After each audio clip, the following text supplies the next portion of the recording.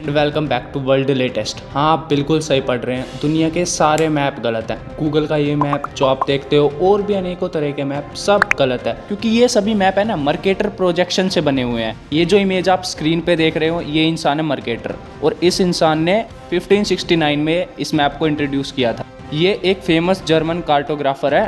Cartographer यानी कि वो व्यक्ति जो कि मैप बनाता है। इसने 1569 में ये मैप इंट्रोड्यूस किया था, और उस समय तक ये बात क्लियर हो चुकी थी कि धरती गोल है। साइंटिस्ट मान चुके थे कि धरती का साइज गोल है, ठीक है। अभी सेलर्स होते हैं जो दूसरी कंट्री में कोई सामान बेचने जाते हैं, तो उनको कोई प्रॉपर डायरेक्शन नहीं पता होती थी और काफ़ी समय लग जाता था दूसरे कंट्रीज़ में जाने में, या फिर कई बार रास्ता भी भूल जाते थे। तो इस प्रॉब्लम को सोल्व करने के लिए मर्केटर ने अपना ये मैप इंट्रोड्यूस किया था, और जिसको हम आज 2023 तक यूज़ कर रहे हैं।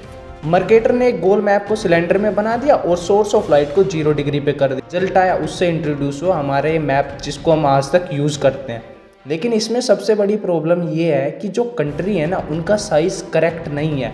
जो कंट्री इक्वेटर के पास है उनका साइज़ छोटा, और जैसे ही नॉर्थ की तरफ बढ़ते ऊपर की तरफ वैसे ही कंट्री का साइज़ बढ़ता जाता है। इससे हमको लगता है कि जो कंट्री नॉर्थ में है ना उनका साइज़ तो काफ़ी बड़ा है, जो नीचे कंट्री है वो छोटे हैं। तो ये मैप दुनिया को गलत दिखाता है। तो मैं आपको एक ऐप पे लेके चलता हूँ जो कि कंट्रीज़ का साइज़ बिल्कुल करेक्ट दिखाता है। देखो, रशिया बिल्कुल दुनिया का सबसे बड़ा देश है, लेकिन वो मैप में इतना बड़ा दिखता है कि उसके अंदर इंडिया समा जाए, चाइना समा जाए, और भी काफ़ी कंट्री समा जाए, लेकिन एक्चुअल में उतना बड़ा नहीं है। मर्केटर मैप के हिसाब से अगर रशिया इक्वेटर के पास होता ना तो वो चाइना से थोड़ा ही बड़ा दिखता, ये उसका एक्चुअल साइज़ होता।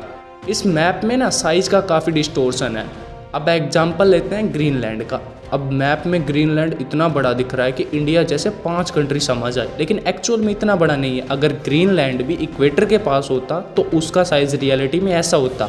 ग्रीनलैंड ही इंडिया के अंदर समा जाता। तो हमने तो स्कूल, कॉलेज और सभी जगह यही मैप से स्टडी की है। जितने भी वर्ल्ड लीडर्स हैं, इंटरनेशनल लेवल की मीटिंग होती है, मैप की बात करनी होती है तो ग्लोब से ही समझाया जाता है। तो आप ग्लोब का यूज़ कर सकते हो। अगर वीडियो अच्छी लगी हो तो शेयर कर दे अपने दोस्तों के पास, और कंप्लीट नॉलेज कम समय में लेने के लिए हमारे चैनल को सब्सक्राइब कर दीजिए।